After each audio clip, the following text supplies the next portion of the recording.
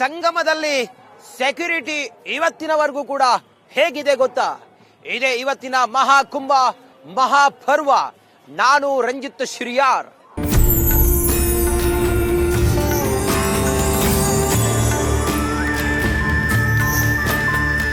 ಕಳೆದ 1.5 ತಿಂಗಳಿನಿಂದ ಮಿನಿ ಭಾರತವಾಗಿ ಬದಲಾಗಿದ್ದ ದೇವಭೂಮಿ ಪ್ರಯಾಗ್ರಾಜ್ನಲ್ಲಿ ಈಗ ಒಂದು ಹಂತಕ್ಕೆ ಅಘೋರಿಗಳು ಮತ್ತು ನಾಗಸಾಧುಗಳು, ಸಾಧು ಸಂತರು 3 ಶಾಹಿ ಸ್ನಾನದ ಬಳಿಕ ತಮ್ಮ ತಮ್ಮ ಬಿಡಾರಗಳಿಗೆ ಹೋಗಿರೋದ್ರಿಂದಾಗಿ ಯಾತ್ರಿಕರ ಸಂಖ್ಯೆ ಸ್ವಲ್ಪ ಮಟ್ಟಿಗೆ ಈಗ ಕಡಿಮೆಯಾಗಿದೆ. ಹಾಗಾದ್ರೆ ಇವತ್ತಿಗೆ 43ನೇ ದಿನ ದೇವಭೂಮಿ ಪ್ರಯಾಗ್ರಾಜ್ನಲ್ಲಿ ಮಹಾ ಕುಂಭಮೇಳದ ಸಂಭ್ರಮ ಸಡಗರ ಹೇಗಿದೆ? ಈ 1 ತಿಂಗಳಿನಿಂದ ನಡೆದಂತ ವಿಶೇಷಗಳು, ವೈವಿಧ್ಯತೆ, ಇದೆಲ್ಲದರ ಕುರಿತಾಗಿ ರಿಪಬ್ಲಿಕ್ ಕನ್ನಡ ಒಂದು ವರದಿಯನ್ನ ಮಾಡಿದೆ. ಬನ್ನಿ ನೋಡೋಣ.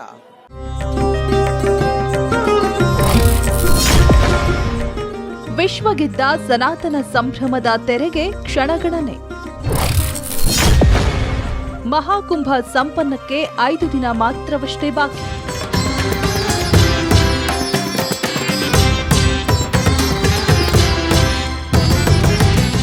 ಕಳೆದ 1.5 ತಿಂಗಳಿನಿಂದ ಮಿನಿ ಭಾರತವಾಗಿ ಬದಲಾಗಿದ್ದ ಪ್ರಯಾಗ್ರಾಜ್ನ ಮಹಾಕುಂಭಮೇಳವು ಕೊನೆಗೂ ಕೊನೆ ಹಂತ ಬಂದು ತಲುಪಿದೆ. ಮೊದಮೊದಲು ಲಕ್ಷಾಂತರ ನಾಗಸಾಧು, ಅಸಂಖ್ಯಾತ ಸಂತರು, ಅಘೋರಿಗಳ ಸಾಗರವೇ ಬೀಡು ಬಿಟ್ಟಿತ್ತು. ಸಂಗಮದಲ್ಲಿ ಮಿಂದೆದ್ದು ಎಲ್ಲರೂ ಮಹಾಕಾಲನಿಗೆ ವಿಶೇಷ ಪೂಜೆ ಸಲ್ಲಿಸಿ ಶಿವನ ಸ್ಮರಣೆಯಲ್ಲಿ ಮೈಮರೆತಿದ್ರು.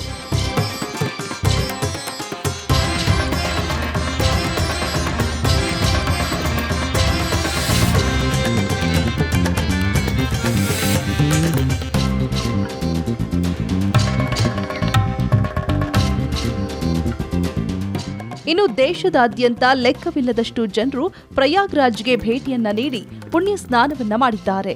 ಕೇವಲ ದೇಶ ಮಾತ್ರವಲ್ಲದೆ ವಿದೇಶಿಗರು ಕೂಡ ಕುಂಭದ ಅನುಭವ ಕಂಡು ಬೆಕ್ಕಸ ಬೆರಗಾಗಿದ್ದಾರೆ. ಸಂಗಮದಲ್ಲಿ ಸನಾತನ ಪರ್ವ ಕಂಡು ನಿಜಕ್ಕೂ ಫಿದಾ ಆಗಿದ್ದಾರೆ.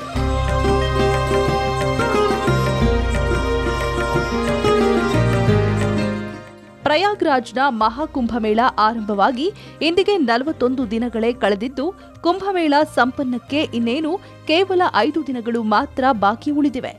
144 ವರ್ಷಗಳ ಬಳಿಕ ನಡೆದ ಜಗತ್ತಿನ ಅತಿ ದೊಡ್ಡ ಧಾರ್ಮಿಕ ಉತ್ಸವವನ್ನ ಕಣ್ತುಂಬಿಕೊಳ್ಳೋದಕ್ಕೆ ಪ್ರಪಂಚದ ಮೂಲೆ ಮೂಲೆಯಿಂದಲೂ ಜನರು ತಂಡೋಪತಂಡವಾಗಿ ಆಗಮಿಸಿದ್ದಾರೆ. ಪುಣ್ಯ ನೆಲದಲ್ಲಿ ನಡೆದಾಡಿ ತ್ರಿವೇಣಿ ಸಂಗಮದಲ್ಲಿ ಮಿಂದೆದ್ದು ಪುನೀತರಾಗ್ತಿದ್ದಾರೆ.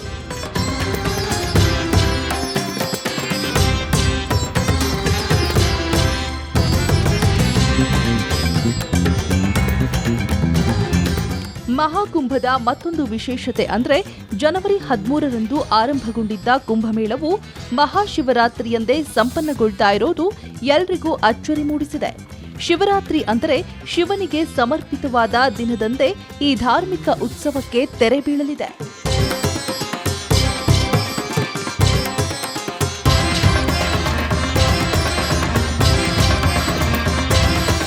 ಕೈಲಾಸವಾಸಿ ಶಿವನಿಗೆ ಶಿವರಾತ್ರಿ ಅತ್ಯಂತ ಪ್ರಿಯವಾದ ದಿನವಂತೆ. ಶಿವರಾತ್ರಿಯಂದು ತನ್ನನ್ನ ಪೂಜಿಸುವ ಭಕ್ತರಿಗೆ ತಾನು ವಿಶೇಷವಾಗಿ ಅನುಗ್ರಹ ನೀಡೋದಾಗಿ ಸ್ವತಃ ಶಿವನೇ ಹೇಳಿದ್ದಾನೆ ಅನ್ನೋದು ಶಿವಪುರಾಣ.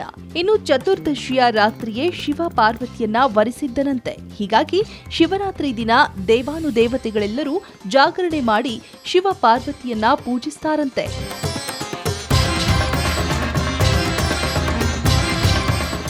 ಒಟ್ಟಾರೆ 144 ವರ್ಷಗಳ ಬಳಿಕ ನಡೆದ ಈ ಮಹಾಕುಂಭಮೇಳವು ಇತಿಹಾಸದ ಪುಟ ಸೇರಿ ದಾಖಲೆ ಬರೆದಿದೆ.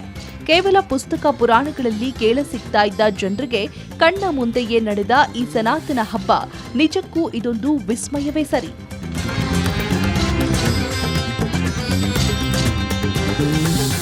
Bureau report, Republic Kannada. ಪ್ರಯಾಗ್ರಾಜ್ನ ಮಹಾಕುಂಭಮೇಳ ಆರಂಭವಾದ ದಿನದಾಗಿನಿಂದಲೂ ಕೂಡ ತ್ರಿವೇಣಿ ಸಂಗಮದಲ್ಲಿ ಹರಿದು ಬರುತ್ತಿರುವ ಯಾತ್ರಿಕರ ಸಂಖ್ಯೆ ಗಣನೀಯವಾಗಿತ್ತು. ಕೋಟಿ ಕೋಟಿ ಯಾತ್ರಿಕರು ಪುಣ್ಯ ಸ್ನಾನವನ್ನ ತ್ರಿವೇಣಿ ಸಂಗಮದಲ್ಲಿ ಮಾಡುತ್ತಿದ್ರು. ಇವತ್ತಿಗೆ ಮಹಾಕುಂಭಮೇಳ ಆರಂಭವಾಗಿ ಸುಮಾರು 43ನೇ ದಿನ. ಇವತ್ತು ಕೂಡ ತ್ರಿವೇಣಿ ಸಂಗಮದಲ್ಲಿ ಕಣ್ಣು ಹಾಯಿಸಿದ ಕಡೆಯೆಲ್ಲ ಯಾತ್ರಿಕರೇ ಕಾಣಿಸ್ತಾ ಇದ್ದಾರೆ. ಹಾಗಾದ್ರೆ 43ನೇ ದಿನದ ತ್ರಿವೇಣಿ ಸಂಗಮ ಹೇಗಿತ್ತು? ರಿಪಬ್ಲಿಕ್ ಕನ್ನಡದ ಮೆಗಾ ಕವರೇಜ್ ನಲ್ಲಿ ಕ್ಯಾಮ್ರಾದ ಕಣ್ಣಿಗೆ ತ್ರಿವೇಣಿ ಸಂಗಮ ಕಂಡಿದ್ದು ಹೇಗೆ? ಈ ಕುರಿತಾಗಿ ಒಂದು ಡಿಟೇಲ್ ವರದಿ ಇಲ್ಲಿದೆ ನೋಡಿ. ಪ್ರಯಾಗ್ರಾಜ್ನ ಮಹಾ ಕುಂಭಮೇಳಕ್ಕೆ ಡೇ 1 ನಿಂದ ಇಲ್ಲಿವರೆಗೂ ಕೂಡ ಯಾತ್ರಿಕರ ಹರಿವು ಸುನಾಮಿಯಂತೆ ಆಗಮಿಸ್ತಾ ಇದೆ. 43ನೇ ದಿನದ ಮಹಾ ಕುಂಭಮೇಳದ ಈ ಯಾತ್ರಿಕರ ಸುನಾಮಿ ಹೇಗಿದೆ ಕೇಳಿದ್ರೆ, ಈ ಸರ್ಕಲ್ ದಶಾಶ್ವಮೇಧ ಸರ್ಕಲ್ ನ ಗೇಟ್ ಇದು. ಈ ಗೇಟ್ ನಲ್ಲಿ ಬರುವ ಯಾತ್ರಿಕರು ಈ ಮಾರ್ಗವಾಗಿ ಬರ್ತಾರೆ. ಬಹುತೇಕ ನೋ ವೆಹಿಕಲ್ ಝೋನ್ ಇರೋದ್ರಿಂದಾಗಿ ಆರ್ಮಿ ಫೋರ್ಸ್ ಮತ್ತೆ ಬೇರೆ ಆಂಬ್ಯುಲೆನ್ಸ್ ಅನ್ನ ಹೊರತುಪಡಿಸಿದ್ರೆ ಬೇರೆ ಯಾವುದಕ್ಕೂ ಕೂಡ ಅವಕಾಶಗಳಿಲ್ಲ. ಬರೋ ಯಾತ್ರಿಕರು ಈ ಮಾರ್ಗವಾಗಿ ಮೂಲಕ ಬಂದು ಫ್ಲೋಟಿಂಗ್ ಬ್ರಿಡ್ಜ್ ಗಳ ಮೂಲಕ ತ್ರಿವೇಣಿ ಸಂಗಮವನ್ನು ತಲುಪ್ತಾರೆ. ಬಂದಿರುವ ಯಾತ್ರಿಕರಿಗೆ ಬೇಕಾದಂತ ವ್ಯವಸ್ಥೆಗಳು ಅದು ಆಟೋಗಳ ಮೂಲಕ ಅಥವಾ ಬೈಕ್ ಗಳ ಮೂಲಕ ವ್ಯವಸ್ಥೆಯನ್ನು ಮಾಡ್ತಾರೆ. ಇಲ್ಲಿ ಹೋಗ್ತಿರುವಂತ ವೆಹಿಕಲ್ಗಳು ಇದು ಫೋರ್ಸ್ ವೆಹಿಕಲ್ಗಳು, ಇಲ್ಲಿಗಿರುವಂತ ಬಂದೋಬಸ್ತ್ ವೆಹಿಕಲ್ಗಳು. 58 ಕೋಟಿವರೆಗೂ ಕೂಡ ಯಾತ್ರಿಕರು ಬಂದು ಪುಣ್ಯ ಸ್ನಾನವನ್ನು ಮಾಡಿದ್ದಾರೆ. ಬರುವ ಯಾತ್ರಿಕರು ಹಿಂಗೆ ಬರ್ತಾ ಇದ್ದಾರೆ. ನಾಳೆ ವೀಕೆಂಡ್ ಇರೋದ್ರಿಂದಾಗಿ ಯಾತ್ರಿಕರ ಸಂಖ್ಯೆ ಗಣನೀಯವಾಗಿ ಏರಿಕೆ ಆಗುವಂತ ಸಾಧ್ಯತೆ ಇದೆ. ಇವತ್ತು ಸ್ವಲ್ಪ ಯಾತ್ರಿಕರ ಕ್ರೌಡ್ ಸ್ವಲ್ಪ ಕಡಿಮೆ ಇದ್ದಂಗೆ ಕಾಣಿಸ್ತಾ ಇದೆ. ತ್ರಿವೇಣಿ ಸಂಗಮಕ್ಕೆ ಇಲ್ಲಿಗೆ ಬಂದು ಹೋಗ್ಬೇಕು, ಯಾರೇ ಬಂದ್ರು ಕೂಡ ತ್ರಿವೇಣಿ ಸಂಗಮಕ್ಕೆ ಇಲ್ಲಿಗೆ ಬಂದು ಹೋಗ್ಬೇಕಾದದ್ದು. ಹೀಗಾಗಿ ಹಿಂಗಿದೆ ಯಾತ್ರಿಕರ ಹರಿವು ಹಿಂಗಿದೆ ನೋಡಿ. ಬೇರೆ ಬೇರೆ ಕಡೆಗಳಿಂದ ಬಂದಿರುವಂತಹ ಯಾತ್ರಿಕರು ಕರ್ನಾಟಕ, ಅದರಲ್ಲೂ ಕೂಡ ದಕ್ಷಿಣ ಭಾರತದಿಂದ ಬರುವ ಯಾತ್ರಿಕರು, ಸಹಸ್ರಾರು ಸಂಖ್ಯೆಯ ಯಾತ್ರಿಕರು ಪ್ರತಿದಿನವೂ ಕೂಡ ಆಗಮಿಸ್ತಾ ಇದ್ದಾರೆ. ಪೊಲೀಸ್ ಬಂದೋಬಸ್ತ್ ಮತ್ತೆಲ್ಲವೂ ಕೂಡ ಪ್ರತಿದಿನದ ಹೆಂಗಿತ್ತು ಹಂಗೆ ಇದೆ. ಯಾತ್ರಿಕರು ಇದ್ದಾರೆ, ಅವ್ರನ್ನು ಕೂಡ ಮಾತಾಡಿಸುವಂತ ಪ್ರಯತ್ನವನ್ನ ಮಾಡ್ತೀನಿ.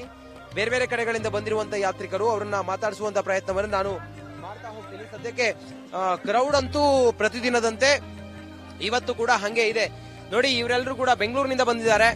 ಬೈ ರೋಡ್ ಬಂದಿರುವಂತ ಯಾತ್ರಿಕರು, ಅವ್ರು ಮಾತಾಡಿಸ್ತೀನಿ. ತಾವು ಎಲ್ಲಿಂದ ಬಂದ್ರಿ? ತಮ್ಮ ಹೆಸರೇನು? ನಾನು ನಿತ್ಯಾನಂದ್ ಶೆಟ್ಟಿ ಅಂತ. ನಮ್ದು ಮೂಲತಃ ಮಂದರ್ತಿ, ಉಡುಪಿ ಜಿಲ್ಲೆ. ನಾವು ಬೆಂಗಳೂರಿಂದ ಬಂದಿದ್ದೀವಿ. ತುಂಬಾ ಚೆನ್ನಾಗಿ ಖುಷಿ ಆಯ್ತು. ತುಂಬಾ ಯೋಗ ಅನ್ಸುತ್ತೆ ಒಂದು. ಅದು ನಾವು ಸ್ನಾನ ಮಾಡಿ ಎಲ್ಲ ಒಂದು ಖುಷಿ ಆಯ್ತು. ಈಗ ನೋಡಿ ಇಲ್ಲಿನ ಅರೇಂಜ್ಮೆಂಟ್, ಇಲ್ಲಿ ಮಾಡೋ ರೀತಿ ನೀತಿ, ನಾಗಸಾಧುಗಳದ್ದು ಎಲ್ಲ ನೋಡಿ ತುಂಬಾ ಖುಷಿ ಆಯ್ತು. ಬೈ ರೋಡ್ ಬಂದಿರೋ ತಮಗೆ ಟ್ರಾಫಿಕ್ ಸಿಗ್ತಾ ಏನಾದ್ರು? ಟ್ರಾಫಿಕ್ ತುಂಬಾ ಟ್ರಾಫಿಕ್ ಇದೆ. ತುಂಬಾ ಎಲ್ಲಾ ಕಡೆ ಟ್ರಾಫಿಕ್ ಇದೆ. ಆದ್ರೆ ಅರೇಂಜ್ಮೆಂಟ್ ಮಾಡಿದ ರೀತಿ ಇದೆಯಲ್ಲ, ಅದು ಟ್ರಾಫಿಕ್ನು ನಮ್ಗೆ ಎಷ್ಟು ಜನ ಇದ್ರು ಎಷ್ಟು ಕ್ರೌಡ್ ಇದ್ರು ಗೊತ್ತಾಗಲ್ಲ. ನಾರ್ಮಲ್ ಆಗಿ ಮಾಡಿದ್ದಾರೆ, ಚೆನ್ನಾಗಿದೆ. ತುಂಬಾ ಅರೇಂಜ್ಮೆಂಟ್ ತುಂಬಾ ಚೆನ್ನಾಗಿದೆ. ಯಾವುದಕ್ಕೂ ತುಂಬಾ ಖುಷಿ ಆಯ್ತು ನೋಡಿ. 144 ವರ್ಷಕ್ಕೆ ಮುಂದಿನ ಮಹಾಕುಂಭ ಬಂದಾಗ ನಾವ್ ಯಾರು ಬದುಕೇ ಇರೋದಿಲ್ಲ, ಇಲ್ಲಿರೋರು ಯಾರು ಬದುಕೋದಿಲ್ಲ. ತಾವು ಬಂದು ಪುಣ್ಯ ಸ್ನಾನ ಮಾಡಿದಿರಿ, ತಮ್ಗೆ ಏನ್ ಅನಿಸ್ತಿದೆ? ತುಂಬಾ ಈ ಕ್ರೌಡ್ ಆಗ್ಲಿ ಎಲ್ಲೂ ನಾವು ನೋಡಿಲ್ಲ. ಇಷ್ಟು ಜನ ಈ ಮೆಂಬರ್ ಆಗ್ಲಿ, ಇಷ್ಟು ಜನ ಇರೋದು, ಮತ್ತೆ ಇಲ್ಲಿನ ವ್ಯವಸ್ಥೆ ಆಗ್ಲಿ, ತುಂಬಾ ಇಷ್ಟು ಜನ ಕ್ರೌಡ್ ಇದ್ರು ಇಷ್ಟು ಜನ ವ್ಯವಸ್ಥೆ ಮಾಡಿದ್ರಲ್ಲ, ಅದಕ್ಕೆ ಹೇಳ್ಬೇಕು, ನಮ್ಮ ಧನ್ಯವಾದ ಹೇಳ್ಬೇಕು. ಮತ್ತೆ ನಮ್ಮ ಈ ಇಷ್ಟು ಜೀವಮಾನದಲ್ಲಿ ನೋಡಿಲ್ಲ ಇಷ್ಟು ಜನ ಮೆಂಬರ್. ನಾವು ಬೆಂಗಳೂರಿಂದ ಇಲ್ಲಿವರೆಗೆ ಬಂದಿದೀವಿ ಅಂದ್ರೆ ಇಲ್ಲಿನ ಒಂದು ಪಬ್ಲಿಸಿಟಿ ಆಗ್ಲಿ ಇದಕ್ಕೋಸ್ಕರ ಆಗಲ್ಲ, ಜನ ನೋಡಿವಲ್ಲ, ಒಂದು ಇರುವಂತ ಪಾಸಿಟಿವ್ ವೈಫ್ ಇದೆ ಇಲ್ಲಿ. ಆ ವೈಫ್ ನಮಗೆ ಬೇಕನ್ನುವಂತ ಪಾಸಿಟಿವ್ ಹೆಸರೇ ಬಂದಿದೆ. ಸ್ನಾನ ಮಾಡಿ 3 ಡುಮ್ಕಿ ಹಾಕುವಾಗ, ಡುಮ್ಕಿ ಸ್ನಾನ ಮಾಡುವಾಗ ತಮ್ಗೆ ಏನ್ ಅನಿಸ್ತು? ತುಂಬಾ ಮನಸ್ಸಿಗೆ ಪರಮಾನಂದ ಆಯ್ತು. ಇದರಿಂದ ನಮಗೆ ತುಂಬಾ ಖುಷಿ ಆಗಿದೆ. ಹೌದು ನೋಡಿ, ತಾವು ಎಲ್ಲ ಜೊತೆಗೆ ಬಂದವ್ರ? ಹೌದು, ನಾವೆಲ್ಲ ಜೊತೆಗೆ ಬಂದಿರೋದು. ನಾವು ಕುಂದಾಪುರದಿಂದ ಬಂದಿದ್ದೀವಿ ಬೈ ರೋಡ್. ಆದ್ರೆ ಬಹಳ ಖುಷಿ ಆಯ್ತು ನಮ್ಗೆ. ಇನ್ನೂ ಬರ್ಲಿಕ್ಕೆ ಆಗಲ್ಲ, ನೀವೆಲ್ಲ ಬಂದಿದ್ದೀರಿ. ಬಂದಾಗ ತಮ್ಗೆ ಇಲ್ಲಿ ಏನು ವಿಶೇಷ ಅನಿಸ್ತು? ನಮ್ಗೆ ವಿಶೇಷ ಅಂದ್ರೆ ಇಲ್ಲಿನ ವ್ಯವಸ್ಥೆಗಳು ನೋಡಿ ತುಂಬಾ ಖುಷಿ ಆಯ್ತು. ವ್ಯವಸ್ಥೆ ಅಂತ ಹೇಳಿದ್ರೆ ಇಷ್ಟೊಂದು ನಾವು ಒಂದು ಊರಲ್ಲಿ ಒಂದು ಫಂಕ್ಷನ್ ಮಾಡಿ 1,000 ಜನನ ಸೇರಿಸೋದು ಎಷ್ಟು ಕಷ್ಟ ಅಂತ ಹೇಳಿ ನಮ್ಗೆ ಗೊತ್ತು. ಹಾಗೆ ಅದ್ರ ಮೇಂಟೆನೆನ್ಸ್ ಮಾಡೋದು ಎಷ್ಟು ಕಷ್ಟ ಅಂತ ಗೊತ್ತು. ಅಂತದ್ರಲ್ಲಿ ಇದು ಜನಸಂಖ್ಯೆ ಲೆಕ್ಕ ಹಾಕ್ಲಿಕ್ಕೆ ಸಾಧ್ಯ ಇಲ್ಲ. ಆದ್ರೂ ಇದನ್ನ ಎಷ್ಟು ಚೆನ್ನಾಗಿ ಮೇಂಟೈನ್ ಮಾಡಿದಾರೆ ಅಂದ್ರೆ ಯೋಗಿ ಸರ್ಕಾರಕ್ಕೆ ಒಂದು ಉತ್ತಮವಾದ ಧನ್ಯವಾದಗಳನ್ನ ಹೇಳಬೇಕು. ದುಬೈಯಿಂದಲೂ ಕೂಡ ಇಲ್ಲಿಗೂ ಬಂದು ಮಹಾಕುಂಭಕ್ಕೆ ಬರಬೇಕು ಅಂತ ಹೇಳಿ ಬಂದವರು ಕೂಡ ಇದ್ದಾರೆ. ತಾವು ಮಹಾಕುಂಭಕ್ಕೋಸ್ಕರ ದುಬೈಯಿಂದ ಬಂದ್ರ? ನಾನು ಲಾಸ್ಟ್ ಟೈಮ್ ಬೇರೆ ಪ್ಲಾನ್ ಮಾಡಿದ್ದೆ. ಈಗ ನಾನು ಲಾಸ್ಟ್ ಟೈಮ್ ಕುಂಭ ನೋಡಿದ್ರು ಕೂಡ ಒಂಥರ ಇದಾಯ್ತು. ಎಲ್ಲರೂ ಹೇಳಿದ್ರು 144 ವರ್ಷ ಆದ್ಮೇಲೆ ಅಂತ. ಅದಕ್ಕೆ ನನಗೊಂದು ಕ್ಯೂರಿಯಾಸಿಟಿ ಆಯ್ತು, ಅದು ಹೇಗಿರುತ್ತೆ, ಯಾವ ತರ ಇರುತ್ತೆ. ನಾನು ಮುಂಚೆ ಎಲ್ಲ ಬಂದಿರಲಿಲ್ಲ. ಅದಕ್ಕೆ ನಾನು ಊರಿಗೆ ಬಂದ ತಕ್ಷಣ ಅಲ್ಲಿ ಪ್ಲಾನ್ ಹೇಳಿದೆ ಕಂಪ್ನಿಯಲ್ಲಿ, ನಾ ಈ ತರ ಕುಂಭಕ್ಕೆ ಹೋಗ್ತಾ ಇದ್ದೀನಿ ಅಂತ ಹೇಳಿದ್ರು. ಆಯ್ತು ಹೋಗ್ಬಾ ಅಂತ. ಇಲ್ಲಿ ಮನೆಗೆ ಬಂದ್ರು ಸೀದಾ ಅಣ್ಣನ್ಗೆ ಹೇಳಿದೆ, ಹೋಗುವ ತೊಂದ್ರೆ ಇಲ್ಲ, ನಾವು ಮನೆಯೇ ಹೋಗುವ ಅಂತ. ಅದಕ್ಕೆ ಕಾರ್ಯ ಫ್ಯಾಮಿಲಿ ಸಮೇತ ಫುಲ್ ಬ್ರದರ್ಸ್ ಎಲ್ಲರೂ ಅಣ್ಣದ ಕಡೆ ಬಂದಿರೋದು.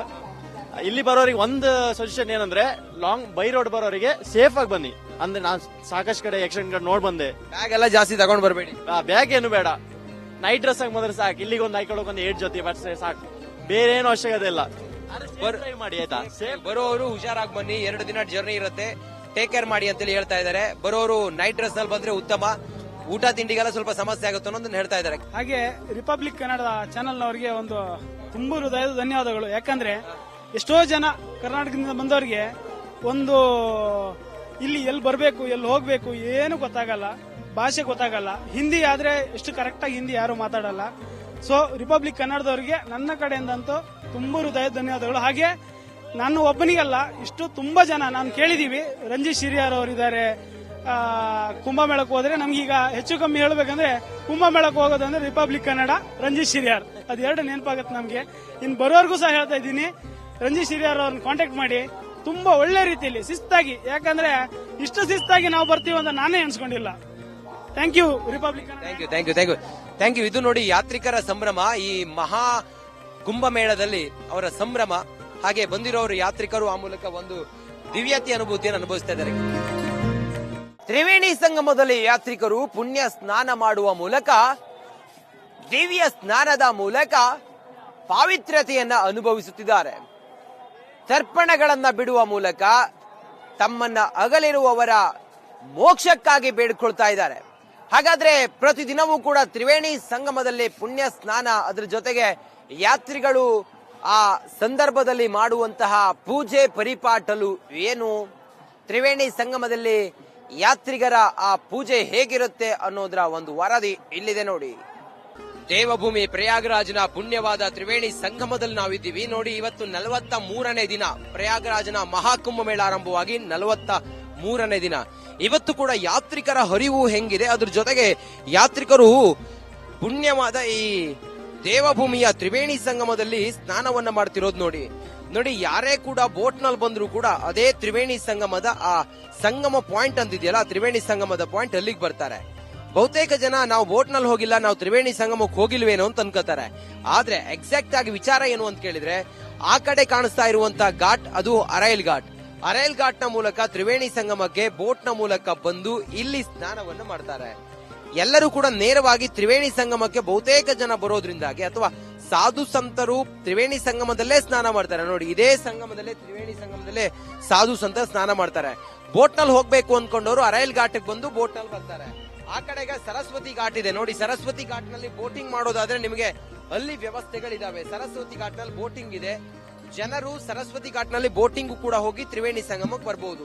ಇದು ನಿಜವಾದ ತ್ರಿವೇಣಿ ಸಂಗಮ. ಜನರು ಬರುವವರು ನಾವು ತ್ರಿವೇಣಿ ಸಂಗಮದಲ್ಲಿ ಸ್ನಾನ ಮಾಡಿದೀವಿ ಅಂತ ಅನ್ಕೋತಾರೆ. ಆದ್ರೆ ಗಂಗಾ ಘಾಟ್, ಯಮುನಾ ಘಾಟ್ ಸೇರಿದಂತೆ ಸುಮಾರು 14 ಘಾಟ್ಗಳಿರೋದ್ರಿಂದಾಗಿ ಅಂತ ಘಾಟ್ಗಳಲ್ಲಿ ಜನ ಸ್ನಾನ ಮಾಡಿ ಹೋಗ್ತಾರೆ. ತ್ರಿವೇಣಿ ಸಂಗಮ ಎಕ್ಸಾಕ್ಟ್ ಆಗಿ ಇದೇನೆ. ನರೇಂದ್ರ ಮೋದಿ ಬಂದ್ರು ಕೂಡ ತ್ರಿವೇಣಿ ಸಂಗಮದಲ್ಲೇ ಸ್ನಾನ ಮಾಡ್ತಾರೆ. ಮೊನ್ನೆ ಕೂಡ ತ್ರಿವೇಣಿ ಸಂಗಮದಲ್ಲೇ ನರೇಂದ್ರ ಮೋದಿ ಸ್ನಾನ ಮಾಡಿ ಹೋಗಿದ್ದಾರೆ. ಇವತ್ತಿನವರೆಗೂ ಕೂಡ 58 ಕೋಟಿ ಯಾತ್ರಿಕರು ಪುಣ್ಯ ಸ್ನಾನವನ್ನ ತ್ರಿವೇಣಿ ಸಂಗಮದಲ್ಲೇ ಮಾಡಿ ಹೋಗಿದ್ದಾರೆ. ಆ ಮೂಲಕ ಯಾತ್ರಿಕರ ಸಂಖ್ಯೆ ಈಗ ಶಿವರಾತ್ರಿಯ ದಿನದವರೆಗೆ 26ನೇ ತಾರೀಕಿನವರೆಗೂ ಕೂಡ ಯಾತ್ರಿಕರ ಸಂಖ್ಯೆ ಹೆಚ್ಚಿನ ಸಂಖ್ಯೆಯಲ್ಲಿದೆ. ತ್ರಿವೇಣಿ ಸಂಗಮಕ್ಕೆ ಬರುವಂತ ಯಾತ್ರಿಕರು ಕೂಡ ಅತಿ ಹೆಚ್ಚು ಸಂಖ್ಯೆಯಲ್ಲಿ ಬರ್ತಾ ಇದ್ದಾರೆ. ಆ ಮೂಲಕ ರಿಪಬ್ಲಿಕ್ ಕನ್ನಡ ಡೇ 1 ಇಂದ ಇಲ್ಲಿವರೆಗೂ ಕೂಡ ಪ್ರಯಾಗ್ರಾಜ್ನ ಮಹಾಕುಂಭಮೇಳದಲ್ಲಿದ್ದು ಇಲ್ಲಿನ ಸಂಪೂರ್ಣವಾದಂತಹ ಚಿತ್ರಣವನ್ನ ಜನರಿಗೆ ತಿಳಿಸುವಂತ ಪ್ರಯತ್ನವನ್ನ ಮಾಡ್ತಾ ಇದೀವಿ. ಯಾವೊಂದು ಮಾಧ್ಯಮವೂ ಕೂಡ ಈ 45 ದಿನಗಳ ಮಹಾಕುಂಭಮೇಳದ ಮೆಗಾ ಕವರೇಜ್ ಅನ್ನು ಮಾಡಿದ ರಿಪಬ್ಲಿಕ್ ಕನ್ನಡ ಮಾತ್ರ ತ್ರಿವೇಣಿ ಸಂಗಮದಲ್ಲಿ ಇವತ್ತು 43ನೇ ದಿನದ ಮಹಾಕುಂಭ ಹೇಗಿದೆ, ಆ ಮಹಾಕುಂಭ ಮಹಾಪರ್ವದ ಮೂಲಕ ರಿಪಬ್ಲಿಕ್ ಕನ್ನಡ ಈ ದೇಶದ ಜನರಿಗೆ ಮಹಾಕುಂಭದ ಪ್ರತಿದಿನದ ಮಾಹಿತಿಯನ್ನ ನೀಡ್ತಾ ಇದೆ. ಇದು ಇವತ್ತಿನ ಪ್ರಯಾಗ್ರಾಜ್ನ ಮಹಾಕುಂಭದ ತ್ರಿವೇಣಿ ಸಂಗಮದ ದೃಶ್ಯ. ಮಹಾಕುಂಭ ಮೇಳದಲ್ಲಿ ಈ ಬಾಬಾ ಎಲ್ಲಾ ಬಾಬಾಗಿಂತಲೂ ಕೂಡ ತುಂಬಾನೇ ಡಿಫ್ರೆಂಟ್. ಈ ಬಾಬಾನ ಬಳಿಗೆ ಹೋದ್ರೆ ನಿಮಗೆ ಕಾಣಿಸೋದು ಮೈ ಮೇಲೆಲ್ಲ ರುದ್ರಾಕ್ಷಿ.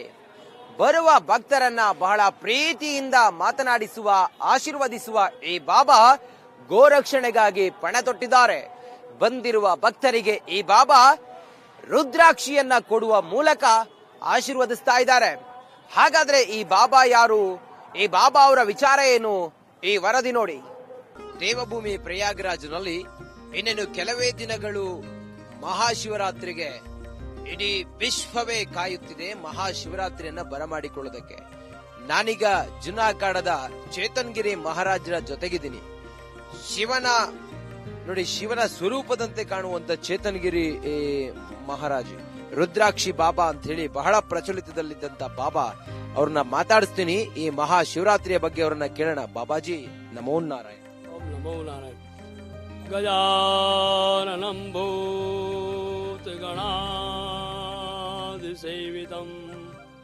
ಕಪೀತ ಜಂಬೂ ಫಲಚಾರುಭಕ್ಷಣಂ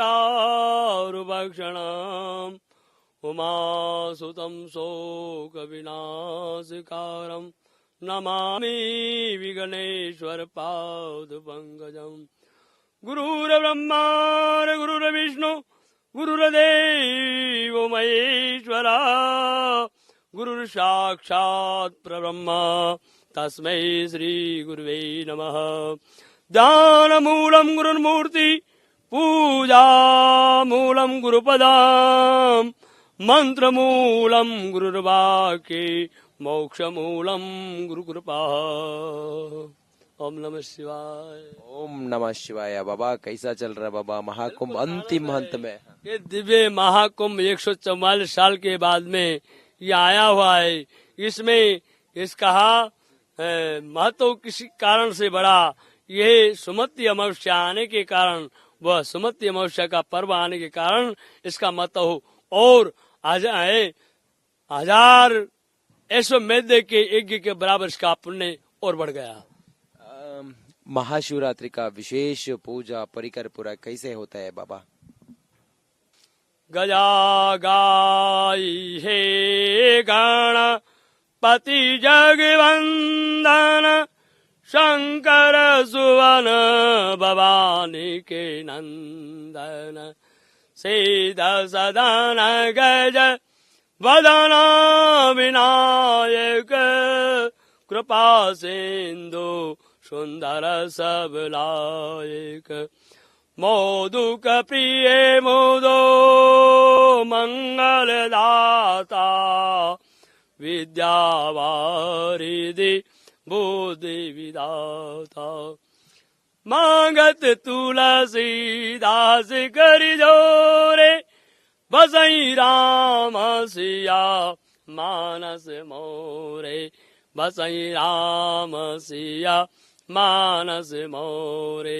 ಮಹಾಕುಂಭಮೇಳದ ಸಂಗಮದ ತಡಿಯಲ್ಲೇ ಶಿವಪಾರ್ವತಿ ಪ್ರತ್ಯಕ್ಷರಾಗಿದ್ದು ಬರುವ ಯಾತ್ರಿಕರು ಹುಬ್ಬೇರುವಂತೆ ಮಾಡಿದೆ. ಯಾರಿವರು ಶಿವಪಾರ್ವತಿ? ಈ ಪುಟಾಣಿ ಶಿವಪಾರ್ವತಿಯನ್ನ ಕಂಡು ಯಾತ್ರಿಕರು ಏನ್ ಹೇಳ್ತಾ ಇದ್ದಾರೆ ಈ ಕುರಿತಾಗಿ ಒಂದು ವರದಿ ಇಲ್ಲಿದೆ ನೋಡಿ. ಮಹಾಕುಂಭಮೇಳದಲ್ಲಿ ಮಹಾಕಾಳನ ದರ್ಶನವನ್ನ ನಾವು ಮಾಡ್ತಾ ಇದ್ದೀವಿ. ಚಿಕ್ಕ ಮಹಾಕಾಳ ಹಾಗೆ ಪಾರ್ವತಿ. नाम क्या आपका? बिंदिया। किधर से आया? क्या है? परशिव? भोलेनाथ। परमात्मा? ओके। आपका मम्मी पापा किधर? घर पे। घर पे है ना? कैसा महाकुंभ? कैसा है महाकुंभ? अच्छा है।